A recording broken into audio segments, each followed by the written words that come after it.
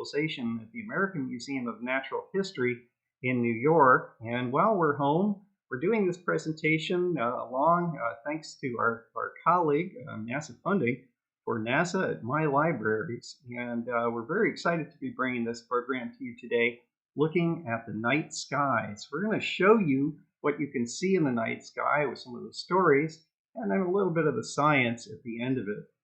Joining me here today is Jackie Faherty, who's a good friend of mine, an astronomer at the Hayden Planetarium. Jackie, can you say hello, please? Hi, everybody. I'm Jackie Faherty, as Carter said, and I'm going to be monitoring the chat, so trying to answer some of the questions for you, but also feeding them to Carter as by the end of the talk as we kind of come along this journey. Well, wonderful, Jackie, and yeah, so please use the chat if you're interested in any of what I'm talking about here, so that we can hopefully have a little bit of an interactive back and forth with you. So what I'm going to show now, we're using our software called OpenSpace. OpenSpace is a NASA-supported interactive data visualization software, and it displays what we call our digital universe, which is an atlas of the universe all in 3 dimensions. But from the Earth, we see the night sky as the ancients saw and as all the cultures around the world have seen. And while it's summertime and we can stay up late, hopefully, to about, maybe I'm going to show you the sky at about 10 o'clock, we can enjoy that sky. Hopefully, if you're in a place away from a city, and even in a city, you can still see the brightest stars. So let's get started. I have here OpenSpace, and it looks almost like there's a ball on the screen.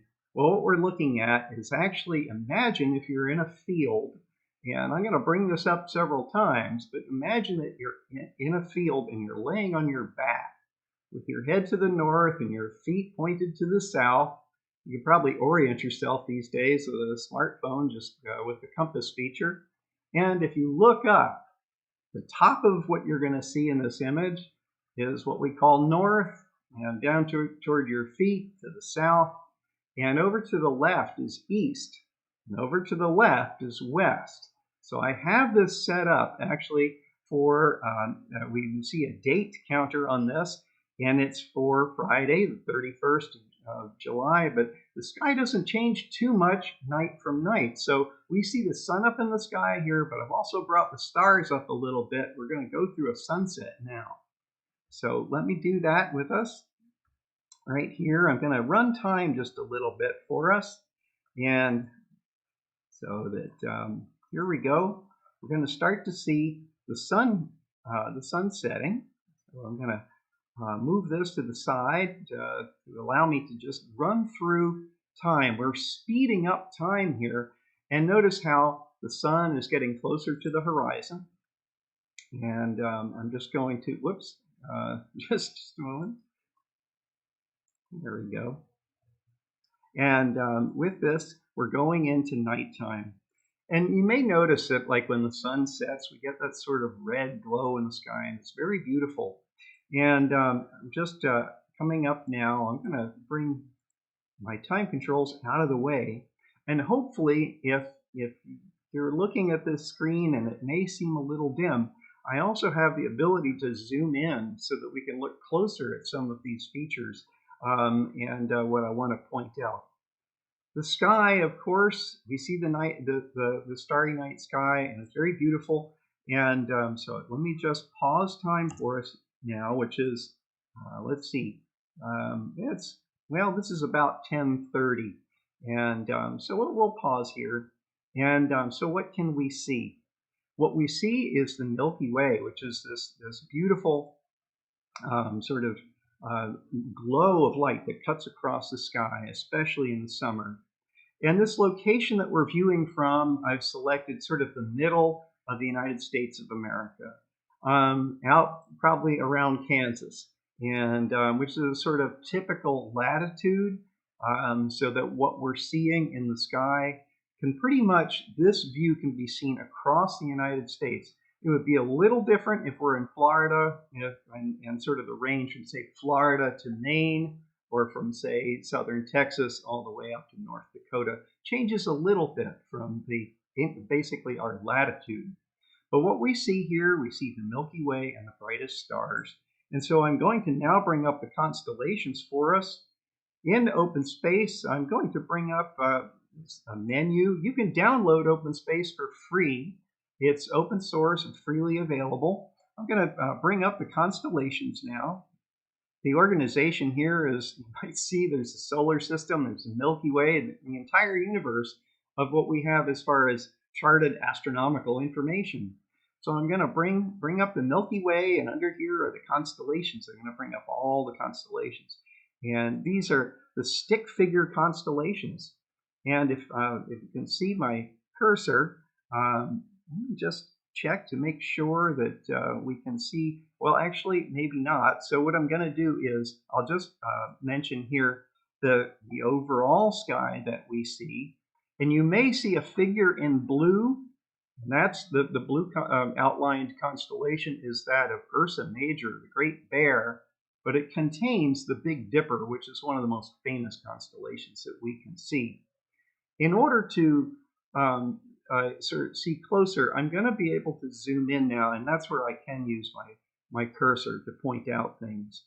But what was the Milky Way? We didn't know until we developed telescopes about 400 years ago. But the stars have a constant nature to them. The ancients see the stars pretty much the way we see them today. That's because we live a very short period of time compared to the ages of stars. You may know that our own star, the sun, which is just set, allowing us to see the other stars, our sun is a star, is about 5 billion years old. It's and the oldest rocks that we've found on the Earth and the Moon, about 4 billion years, maybe a little bit older. And so, and we're part of the sun's family. So looking up at the sky, let me try this. I'm going to now just try to zoom in on some of the constellations for us. Do a transition. And so we see the same image. But what I'm going to do now is try to come inside it for you. And we're going to zoom in a little closer. And then I can pan around. And I'm just going to bring up our view of the Big Dipper here. And so we see that. And with my cursor, we can see this is the Big Dipper. And it's sort of at this time and this orientation. Again, imagine that you're laying on your back with your head facing north. And that, so up in this picture is north. And south is would be in the direction of your feet laying in a field, say, or maybe a clean parking lot. But here's the Big Dipper, and you can see that it has this sort of dipper shape. It has these 4 stars that make the spoon, and then it has this long handle. And these 2 stars out here, Merak and Dubhe, point about 5, segments of their distance out. You'll come to the 50th brightest star in the night sky, 49th or 50th. I can't quite remember, not sure. But this is Polaris, and this is the North Star. Some people think the North Star must be the brightest star in the sky, but it's not. It's actually a dimmer star. But the ancients noticed something very interesting, that the whole sky pivots around this star. Let me go back to OpenSpace for a second, and we'll identify, we'll be able to see we'll be able to come back to see in blue, we can see the Big Dipper, and I'm just going to run time for us again. And so with that, I'm going to try to run time a little faster. And this is probably going past your bedtime, but into sort of the midnight hour. And notice how the sky rotates around the North Star. So you see the Big Dipper in blue, and that's part of the Big Bear. You can see the sort of Big Bear's feet. And you also see how the bear is getting closer to the horizon. Well, the Big Bear actually, maybe I can speed this up even a little bit more. Let me try that for us for a second here. I'm going to go to a greater number of minutes, and then dawn is going to happen. So let me just move my time controls to the side. But what we see is how the night sky rotates, and it rotates around the North Star. Notice how also in blue, the constellation Orion rising. It's 3 belt stars that we see, and Orion rises up. Well, I want to actually go back in time so that we can go back to our set time so that we can, once again, I'm just going to make time run backwards here so that we can get back to a reasonable hour in which to view the night sky. So I'm going to bring that back for us like so. And I'm pausing this, and let's see. In fact, I'll come back just a little bit more. Let's see for the time. Whoa, I went too far, sorry. And here we go.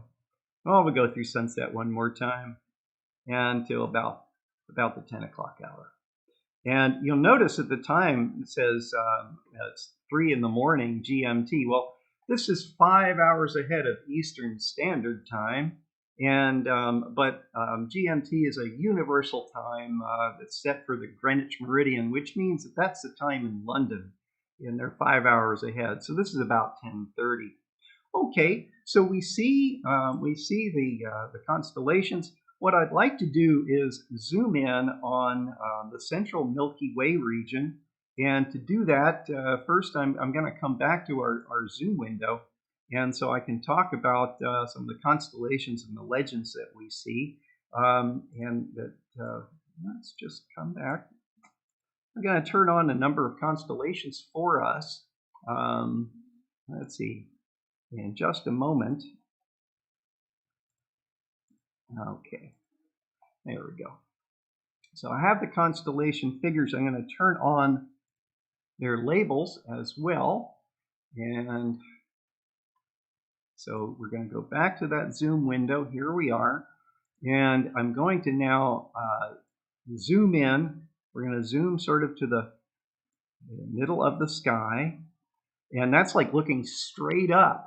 Notice there's a bright star. And sort of in the eastern portion of the sky, rising all night. Now we can see the Milky Way. And if we're looking south, I'm now moving south. So we can see that, and we're going to talk about some of these constellations. And then moving north up through Cygnus, the Swan, and Lyra, the Lyre, we can see the various constellations. Now, I was pointing out the Big Dipper and the Little Dipper here before, and these constellations. I'm keeping the star lines that we see fairly dim. And I'm doing that so we can emphasize seeing the stars, because when you're out there looking up, you're just going to see the stars. You're not going to see any lines connecting them. And then also, hopefully, let's see, I might zoom in a little more that we should see there are names like Cygnus, the Swan, and Lyra, which is a little harp, Lyra, the lyre, the harp. But I'm backing off now so that we can see this broader view of what we call the summer triangle.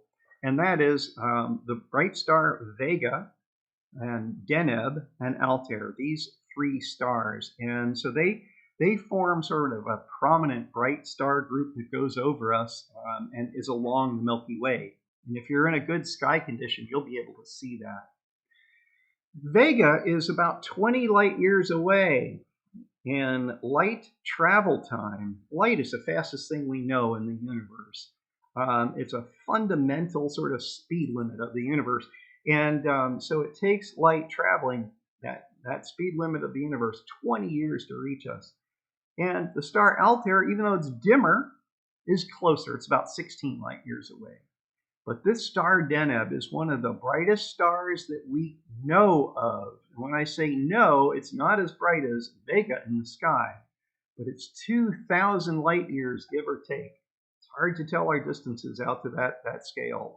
Jackie may be able to talk about that because she's working with data sets where they're refining that. But Deneb is about 2,000 light years away, and we can still see it, whereas these other stars that are brighter are closer to us. So Deneb's very far away, but still bright enough to be seen in the summer triangle. If you're from China or if you're from Asia in general, there is a story about Vega and Altair and how the Milky Way separates what we see. And I'm going to zoom in just a little bit right here. Is this Milky Way? We call it the Milky Way because in various ways the word milk refers to the mythologies of how it must have been and created. We didn't know what the stars were until we had telescopes and could really look to find out what stars are. We weren't sure whether the sun was just another star. The sun seemed pretty special. It seemed to go around us every day as we see it rises and sets. But these stars, being seen by various cultures around the world, have created various stories. And some of these stories are very interesting that sort of talk in similar terms. But the Chinese story, the Asian story of the princess or the weaver girl, Vega, the bright star here, and the buffalo boy or the farm boy over here, they're separated by the Milky Way. And so in Chinese, if I'm saying it right, Xinu and Yulang, so the farm boy who fell in love with the princess, they're separated by the Silver Road, as they call this in Eastern traditions. And so this river, this Milky Way, what is it? We didn't know. It's just this glow. So there are different creation stories that are fundamental to various different cultures. And so this story of the separation has an interesting, these are lovers and they're separated, but they were taken up into the sky, but with one sort of saving grace. And that's in the 7th lunar month, the 7th day of the 7th lunar month, is that a bridge of magpies would go up into the sky and allow them one night to spend together looking at the other stars. It's a beautiful story. And similarly, we see passed down in Western traditions, lyra or lyre, the harp, was essentially the harp of Orpheus. Now, Orpheus was possibly a historical character in Greek mythology. Goes back. Aristotle believed that maybe Orpheus didn't really exist, but he sort of blends in with the stories of the gods. But as the story goes, that Orpheus was separated from his wife who died and went down to the underworld. And he was a noted poet and a very gifted musician, but he played sad songs. And so the goddesses associated with Dionysus and partying got fed up with his playing of sad songs, and so basically they threw his lyre into the river. And so that's the river in the sky. And to commemorate this, Zeus, the king of the gods, had it rescued. And it had it rescued by an eagle, and that eagle is Aquila, the eagle right down here. Now, we have some marvelous artwork that I'd like to show you, and Cygnus is a swan. So let me go to that. Let me back off so that we can actually just zoom in on that again with the artwork. So here, these have been done by our friend and astronomer, Professor James Hedberg. He drew these beautiful drawings and shares them with OpenSpace, and so we're really happy to be able to bring them to you. And they show they show the gods, they show the animals, and then through that the stories. And of course, different cultures have different stories. But in the West, we've sort of codified these along Greek and Roman traditions. So if I zoom in a little bit more, we can see along the Milky Way and how the Milky Way courses over us in the night sky. It's beautiful. And that we see these birds, sort of this notion of birds, magpie bridge in Eastern traditions. And then in Western traditions here, that we see Cygnus and Aquila the eagle. So Aquila was a servant of Zeus and was supposedly carried his lightning bolts. But also there's another story where Zeus disguised himself as a swan to escape Venus because he was having an affair with another god. There are all these crazy stories in Western Greek and Roman mythologies. But the love arrow, think of Cupid and the love arrow, is right down here in Sagitta, the arrow. So we can see, if I just zoom in a little closer, we can see Sagitta, the arrow. And so that's right in here. So here we have, this beauty of all these different constellations and the harp. Another nice little constellation. It really does.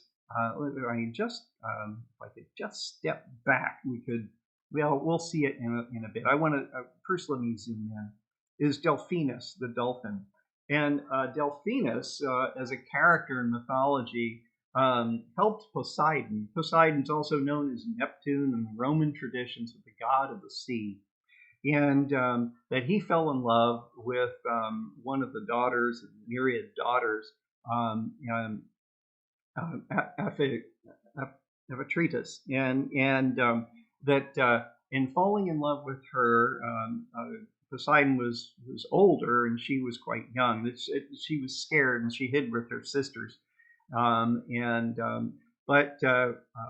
he sent Delphinus the dolphin to talk to her and woo her, essentially. And she eventually rode on the back of the dolphin to Poseidon, and they became married. And so that's why the dolphin is in the sky, as we see. And so I want to back off a little bit now, just back to the broader view, and I want to come back to the story of the bear and the North Star. And let's actually just go back to the other. I'm just going to go back to the more broad window. You'll see me. But here in OpenSpace, what I'm going to do is just augment for us now the northern constellations. So the Great Bear, which I've mentioned, and then we could see slightly when we had zoomed up in front. But now we can see the Great Bear, which is so the Big Dipper is part of the Great Bear, and the pointer stars to the North Star. And then beyond that, I've also turned on the W sort of shaped constellation of Cassiopeia. And that in Navajo traditions, it's interesting because basically these same groups of stars are seen and talked about. And I want to just refer to my notes here to get the names right. But in the Navajo tradition, in the Navajo tradition, what we see of the Big Dipper, which is fairly prominent, the 7 main stars of the Dipper, that in Navajo they call it Nahunkos Bika'i, which is really the male or the father figure. And Cassiopeia, which in the Western traditions is also female, and she's a queen in the Greek mythology. But in the Navajo mythology, she's the mother and the Adi. And so that these mother and father are circling around the North Star in that fire known as Bakong. And so in this way, I showed you how the sky rotates around. Let's go back to the zoom view, if we will. And so here we can see there are multiple constellations we now see. We see a dragon, which is Draco the Dragon. And I'd like to go back to just the stars to show you why it looks like a dragon. This artwork is wonderful. But you can see the bear, you can see the large bear, and you can see the pointers once again. I'll zoom in just a little more so we can see once again. Here's the Big Dipper, the rear portion of the bear, and that it points up to the North Star where everything circles around. And then here's the little bear. So this is Ursa Minor, the small bear. Notice the long tail of Ursa Minor and also the long tail of a bear, of the big bear. When have we ever seen bears with long tails? Well, the story goes is that Zeus, there's sort of a long story involving Callisto that she had an affair with again Zeus, and so that when Hera, Zeus's wife, found out about this, she grabbed Callisto by the hair and threw her down, and Callisto began to grow hair straight out of her body, and her face changed, and she became a bear. And so whether Hera did that or not, we're not sure. But in this story, that basically Zeus threw Callisto into the sky and threw the bear into the sky, and in so doing, that the tail pulled out long. Of course, bears have stubby tails. So, but that's sort of one of the lores of the story of the bear. But in Navajo, you have the father, and in Cassiopeia, the mother, and they circle the home hearth star. And so in this way, they go around the North Star. And in North America, and from our various latitudes of the United States, is that the Big Dipper and Cassiopeia never really set. And so they circle around the North Star. And so the story of the cyclic nature, there's an Iroquois story about how where the bear is posed. And at this particular season, and if I just go back to the overall slide of the sky here, we see the bear. Now I'm going to just remind us that in this case, once again, we're laying on our back and our head is to the north, and almost the way that I'm presented in the image right now is that north would be in this direction, put my feet to the south where the Milky Way is, and so that the bear, as the night goes on, is setting. And as we go further into autumn, the bear gets closer and closer to the horizon. And the Iroquois story is that 3 Indian braves were hunting the bear, and one of them shot an arrow that stuck in the bear. Didn't kill the bear. But the bear is running away from the braves, and that's why the bear runs around continuously, is running away from the 3 braves. But that arrow that injured the bear, when the bear gets close to the horizon in the autumn, the arrow sort of lets blood out, and that blood comes down from the sky and covers the trees, and this is what causes the autumn colors. The stories vary, of course, across all cultures. Another story from Native American traditions from the Hopi is a beautiful story. And I'll just go back into the sky zoom view for a moment so we can see those stars. Is that we see, of course, birds, and I showed you the dolphin, and I haven't come down just yet, but where the Milky Way gets brightest, we're going to talk a little bit about these constellations we can see here. You can see the Scorpion, and we see the Centaur, Sagittarius. The Scorpion is one of my favorite constellations because it really looks like a scorpion. So these different animals that we see depicted in the night sky, the Hopi story shows us that there was a convention of animals that got together, and they were invited to bring bright stones, and the bright stones they would take up into the sky and draw pictures of themselves. Some of them, like the Scorpion, were able to draw a nice basic drawing in the sky of them. So here we see James Hedberg's illustration. But on top of this, we can see the stars, and there's this long, sinuous tail. and the red star, the heart of the Scorpion, Antares.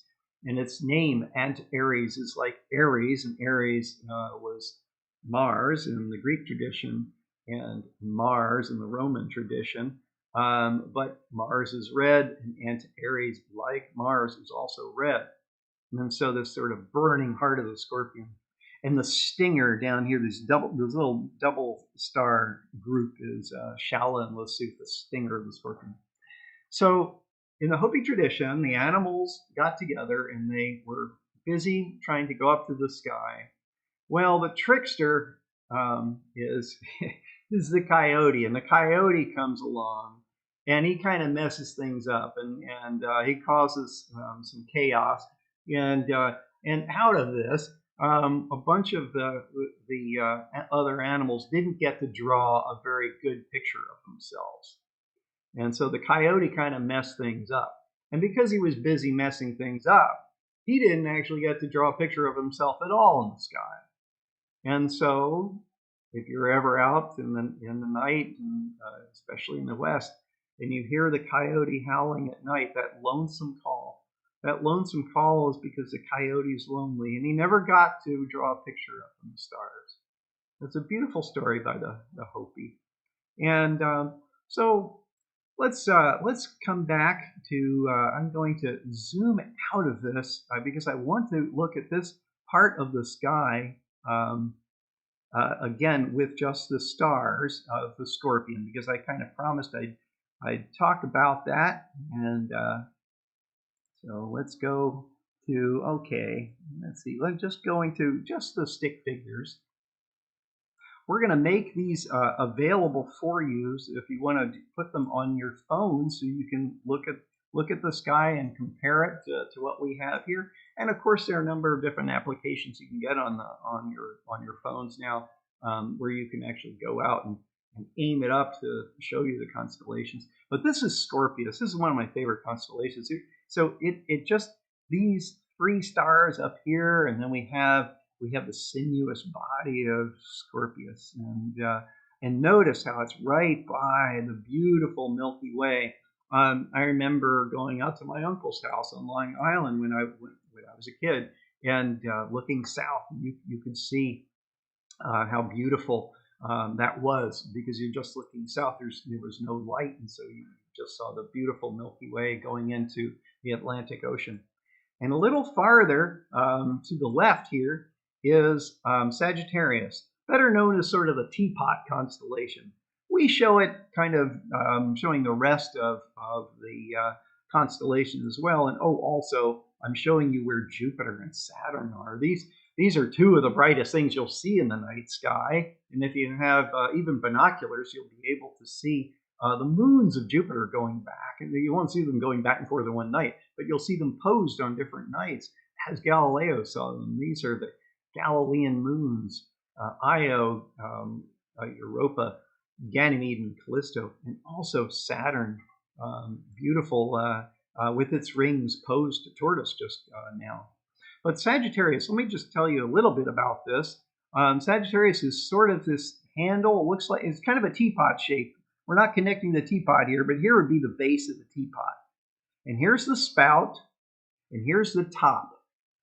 And so this forms a sort of teapot shape of stars, and it pours the cream into the Milky Way.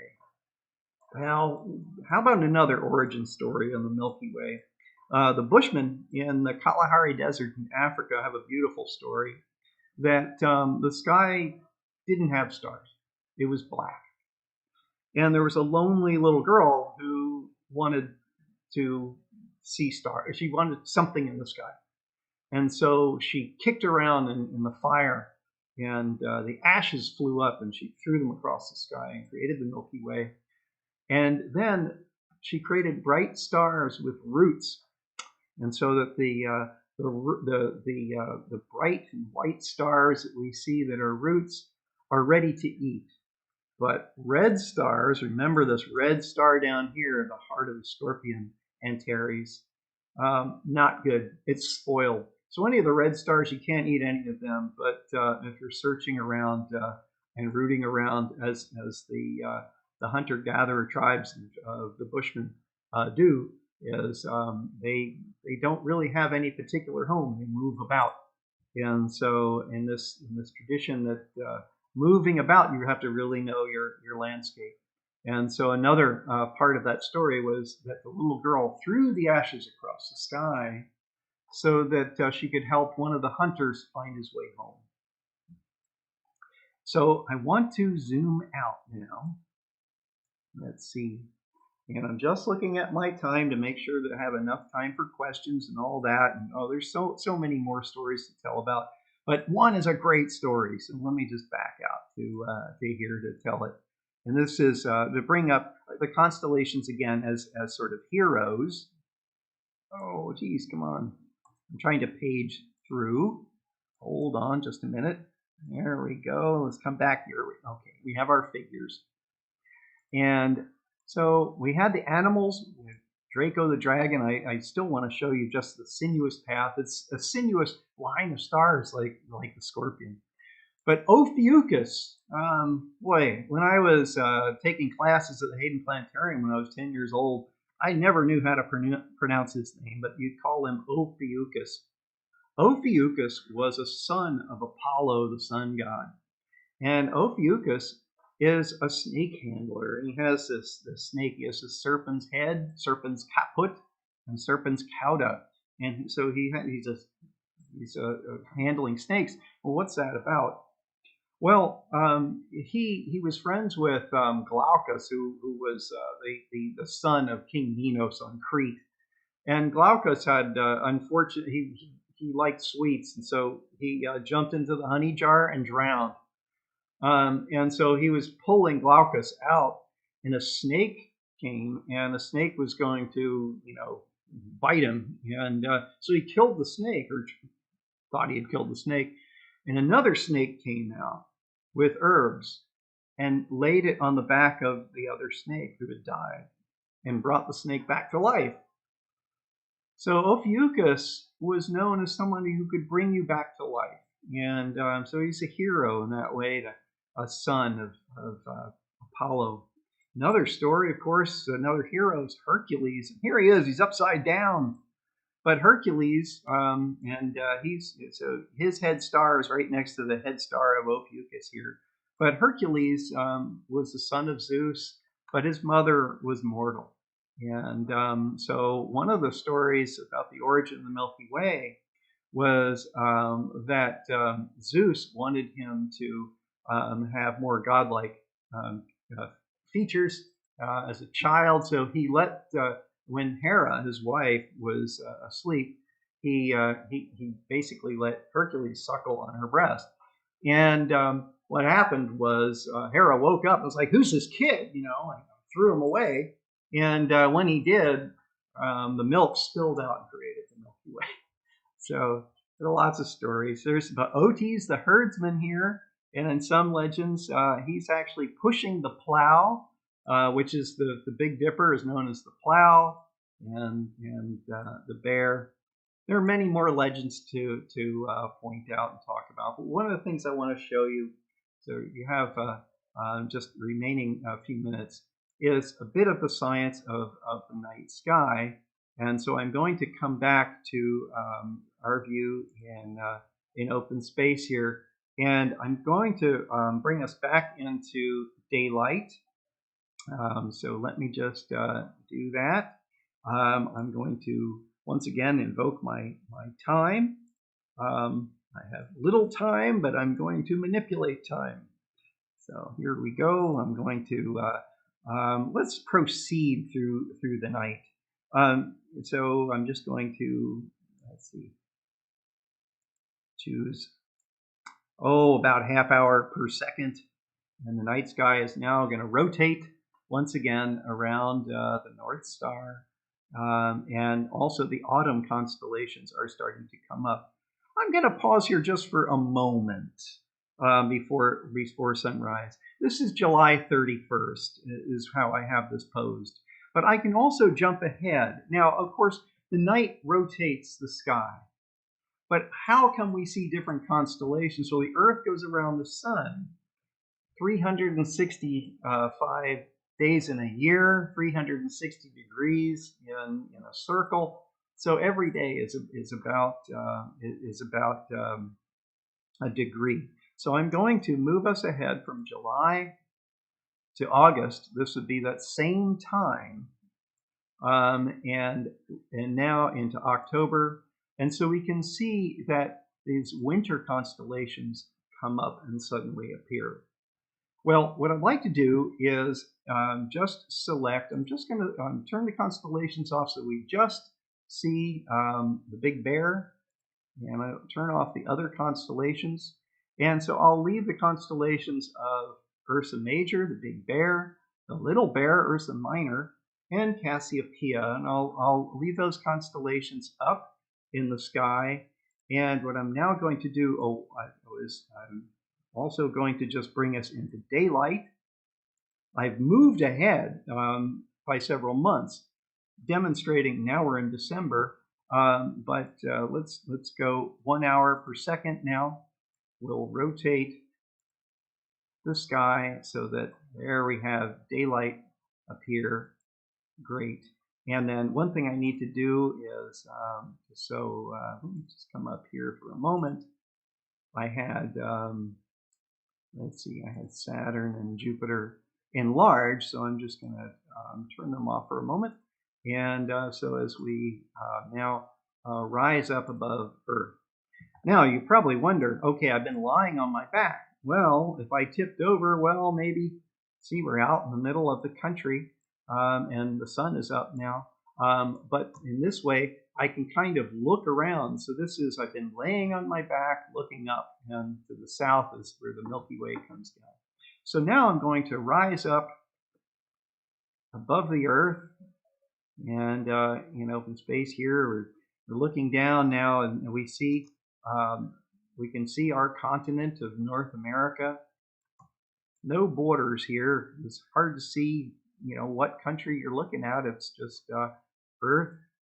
The astronauts referred to that, how thin the atmosphere is, and also I've gone forward in time.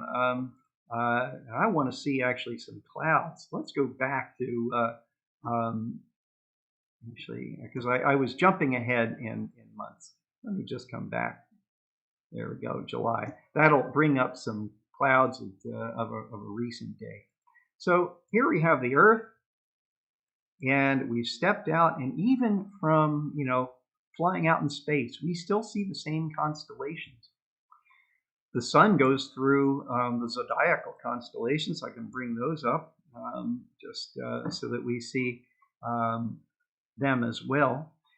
We see their artwork, and so as we go around the sun goes through the path of the zodiacal constellations. Of course, Scorpius, if you're a Scorpion, and that's your sign, what sign you are is when the sun is, where the sun is on the day you're born. I'm a Capricorn.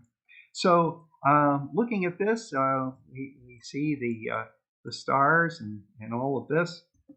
And I might invite Jackie in. I'm sure there are many questions coming in. So Jackie's an astronomer, so I'm going to now move out into her realm of the stars, and so that we can see that better.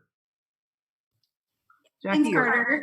Great. Yeah, I'm here, and we've had some interesting conversations in the chat. One thing I think might be fun for people to hear from you on is that we talked a lot about the Northern Hemisphere constellations, yes. And do you want to mention the Southern Hemisphere constellation? Absolutely. In fact, I've just moved out into space so far that the artwork is almost we've put the artwork, or the creator of this artwork, James, has sort of put it close in. What I've done is I've moved away from the Earth, I've moved away from the solar system, and I'm out in the realm of the stars, and so we can see the nearest stars to us. And in this way, I can rotate around in such a way that we can see, in fact, we're looking at now a part of the sky we cannot see from North America into the United States. And most notably is right in the middle. I'll use the sun as my pointer. And I'll point out the Southern Cross. And so it's 4 stars. So the sun is sort of coursing back and forth, and that's the Southern Cross in the middle. And I'm sorry that I don't have my pointer turned on for this view, but that's the Southern Cross. Another thing we see is, in fact, the Aborigines, they see a Milky Way that's so bright that they actually see figures in the dark parts of the Milky Way. So they see an emu and a turtle, I believe. And so I don't have an outline for that. But they also, in the southern sky, we see two satellite galaxies of the Milky Way. How cool is that? This is the Large Magellanic Cloud right in the middle. And then there's a dimmer and smaller one, the Small Magellanic Cloud. And they're named after Magellan, who was the first Westerner, the first European, to make note of them. Of course, people in Africa and Australia and that were around, they have their own legends as to what they are, but we now understand them to be satellites of the Milky Way galaxy itself. What is the Milky Way galaxy? We've looked at the Milky Way, and we saw that, but also now I mentioned that we've frozen the artwork in close, but I've kept the constellation of the Big Bear, including the Big Dipper, on. I'm going to move away, and so that we can see now, because the stars are three-dimensional. This is what this digital universe is in OpenSpace. It's a 3D map because we know the distances to stars. So see how the Big Dipper no longer looks like a Big Dipper unless I put it sort of right behind the sun. And so now as I move around in perspective, we can see that these stars that we see in the night sky are different brightnesses at different distances. You can have a bright star in the sky, which is a fairly dim star. It's just close to us. And then you'll have a star. Remember I mentioned the tail of the Swan, Cygnus, 2,000 light years away, but we still see it bright. It's one of the brightest stars we know. So here we see the Little Dipper and the Big Dipper. And then on that point, also something that came out in the chat was we were having a little conversation about Antares, which you focused on a bit. And I'll come into Antares. Antares, yeah, as a red supergiant, and the color being red. And can you talk a little bit about the colors of some of the other stars that we've been looking at? Yes, in fact, there's one right here. Let's see. I have to get my bearings just to make sure. I believe that may be Capella. These are other red stars, other red giant stars around us. I believe that may be Aldebaran from its location. You might wonder how I would know any of this. It's just that after 20 years of working with this, you kind of get used to the distances and so forth. But I could turn on the names. Now, Jackie, you asked about different colors. There's a yellow star in Boötes called Arcturus, and that's one of the things I didn't point out. But if you take the arc of the Dipper handle and take the arc and you arc to Arcturus, and it's a yellowish star, it's about 40 light years away. And let me turn on the star labels as I talk here. And so let me just say stars, and whoops, okay, and there we go. And I got my star labels. There we go. And Aldebaran, I was right. Oh boy, okay.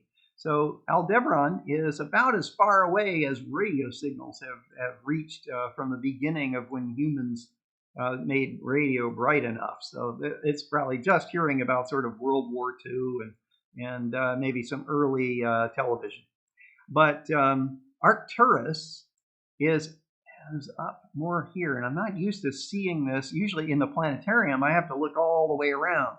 But Arcturus is interesting. It's yellow, but it's also just passing by. It's been shot out of the center of the galaxy and is coursing by us, and is about 40 light years away. And it's next to a star named Murfrid. I love that name. So Arcturus and Murfrid. So here they are, and it's about 40 light years away. So Jackie, that's yellow stars. Then you got blue stars. You got blue stars that are really bright. And